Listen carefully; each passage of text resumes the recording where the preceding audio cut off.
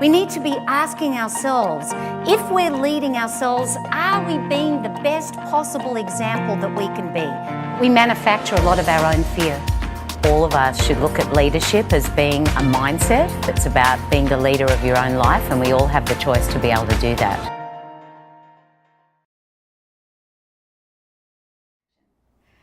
When it comes to the status quo, you've got three choices: accept, leave, or change.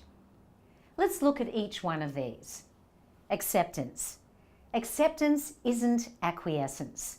Acceptance is when you say to yourself, this is okay with me, I can live with it. Or you may decide to leave. Some of us have had to exercise this choice. We've left jobs, we've left relationships, we've left managers. We've said to ourselves, this situation no longer serves me.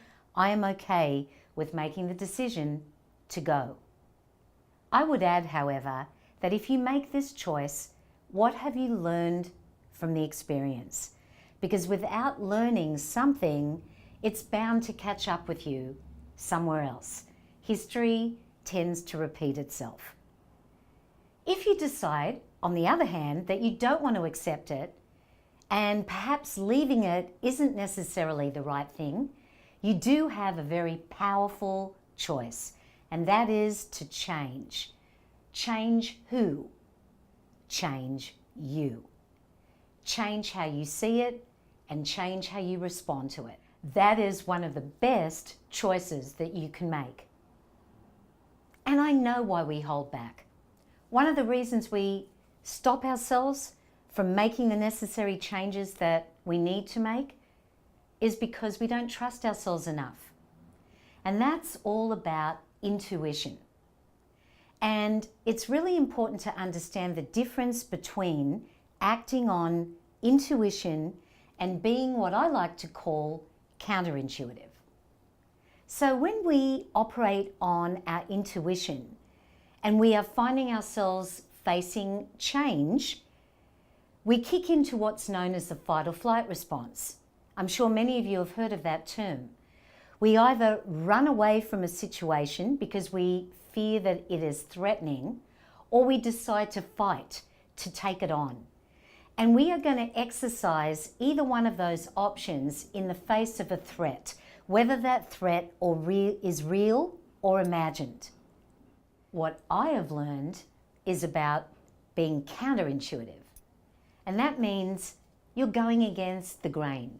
You recognize your own internal fears, you actually recognize your reactivity, but you don't buy into it. Instead, you forge ahead, feel the fear, and do it anyway. We've all seen examples of people and businesses that have successfully anticipated change. They've risen above the naysayers.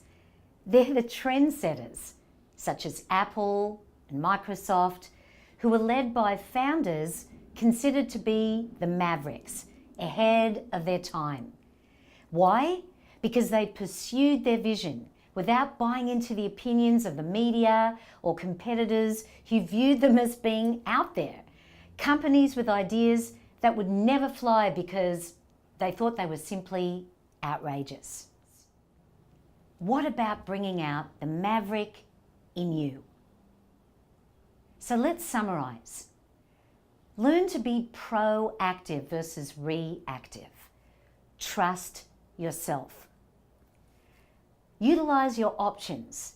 You do have a choice. And become the change agent you need to be in order to realize your vision. Because when you do, anything is possible.